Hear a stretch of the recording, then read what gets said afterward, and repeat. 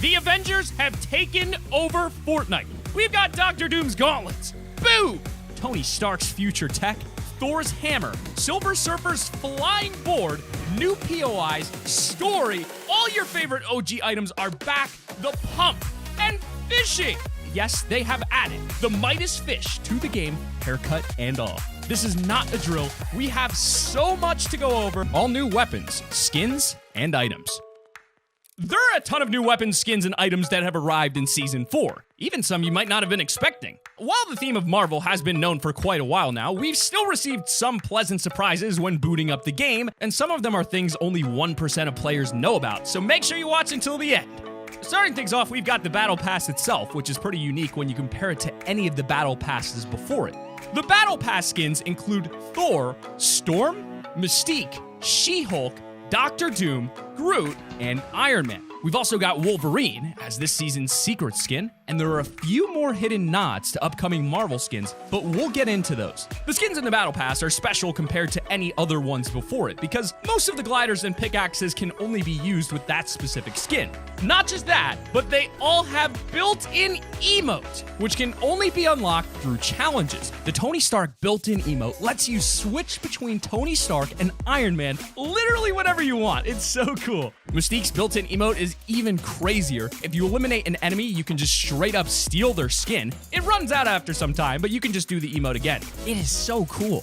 The Battle Pass isn't the only thing that has brought some new features to the game, as there are some really cool new mythic abilities added around the map. Starting off, we've got the Silver Surfer board item. This actually is a reskin glider redeploy item and works in a way similar to Jules' mythic grappler from last season. You can find this item by destroying one of Stark's supply drones at the Quinjets marked by blue around the map. You only have a chance of getting one though, so get shooting. There's another mythic item you can find by shooting Quinjet supply drones, and it's very different to the Silver Surfer board. If you're a person who misses the ballers from Chapter 1 with all your passion, get ready to log back into Fortnite because they're back. Well, kind of. You can find a mythic item called Groot's Bramble Shield in these drones, and it will actually give you a temporary Groot version of the baller. It recharges every 25 seconds, and you can use it for great mobility. There are a few other mythic items for Season 4, with Dr. Doom dropping 2 special items when you kill him. You can find Dr. Doom over at Doom's Domain. If you take him out, he'll drop 2 items named Dr. Doom's Arcane Gauntlets and Dr. Doom's Mystical Bomb.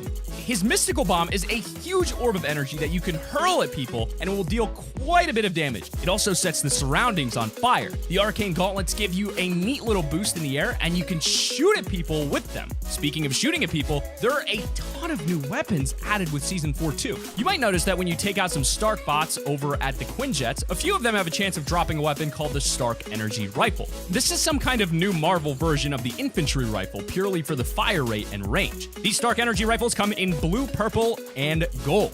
Season 4 also hosts the return of traps. Finally, for the first time in Chapter 2, we've got a brand new trap added to Fortnite, and it's in the form of the Fire Trap. This thing deals 50 damage to the player and resets every 7 seconds, so pretty balanced as well. Moving on, one of the things we've been talking about for 2 seasons now has finally arrived in Fortnite. With Season 4, a huge change to the way things work is the all-new fishing revamp.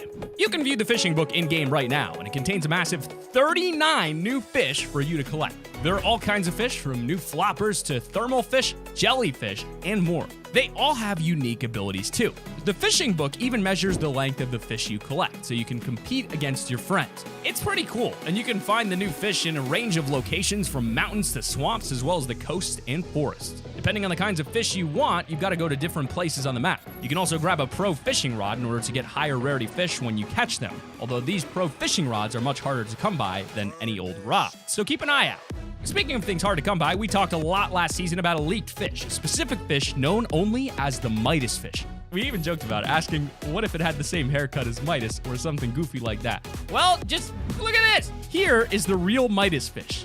Wow. We really could not make this one up. Last but not least in the items you can find in-game right now, we have the Winner's Umbrella, which looks like this. Like any other season, it's not too fancy, but not too bad either. I like it, but you might be asking, T5G, all they've added is one new gun. Well, not exactly, because here's everything that was unvaulted and vaulted in the most recent update. Alongside Season 4 came one of the biggest vault and unvault lists we've ever seen. with loads of weapons being vaulted like the tac shotgun and multiple OG items returning like bounce pads. Season 4 has an insanely jam-packed loot pool. Shockwaves make their return, which are incredible for mobility, great for retaking height, and can even be used strategically for wall replacing. The combat shotgun has also made its return. It's considered to be a bit spammy, but balances itself out by having a small reticle. Another versatile weapon unvaulted is the TAC SMG. This is one of the most satisfying guns to use, and I am super happy to have it back in the game. Since bouncers were first vaulted, they've become one of the most requested items to make a return, and they're finally back. Bounce pads act in a similar way to crash pads, but they only take up a trap slot instead of an inventory slot, making them much more practical. Do you like dancing against your own will? Well, too bad, because boogie bombs have been unvaulted. Seriously though, I can't wait for the hilarious clips we're gonna see with these things. The Porta-4 has also been let out of the vault, which allows you to throw a fully built metal base with a single click of a button. This item was previously vaulted because it would put tons of stress on the servers late game, but now that it's back, I'm excited to see how it holds up this time around. Like I said, this list is massive, so we're gonna rapid fire with the last few unvaulted items. The revolver, scoped assault rifle, LMG, bandage bazooka, and silenced SMG have all made a return. So now that we've covered everything unvaulted, here's a quick overview of everything that's been vaulted in Season 4. First up, we have the tac shotgun, a weapon that's been in the game since day one, and it's finally put into the vault. The rapid-fire SMG alongside the regular SMG have both been vaulted. The epic and legendary versions of both the hunting rifle and pistol have been locked away, and it seems marauders have left the island, taking stink grenades with them. Lastly, we lost some serious utility items with launch pads, decoy nades, and the flare gun all being vaulted. Notable map changes. The map changes for this season aren't as dramatic as other seasons, with only a handful of new POIs and changes. Right now, there are 2 new POIs, the most notable being Doom's Domain, replacing Pleasant Park. There's also an unnamed POI named the Sentinel Graveyard, which you can literally spot from a mile away. The helicarrier is now the brand new spawn island, and I have a gut feeling we'll be seeing it get closer and closer to the map until it eventually becomes a POI itself.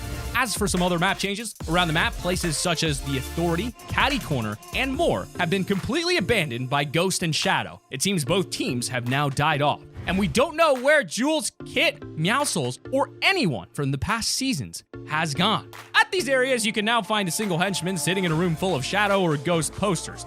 At the Authority, a lone henchman walks around, sits down, and cries at a photo on the desk. Pretty sad, actually.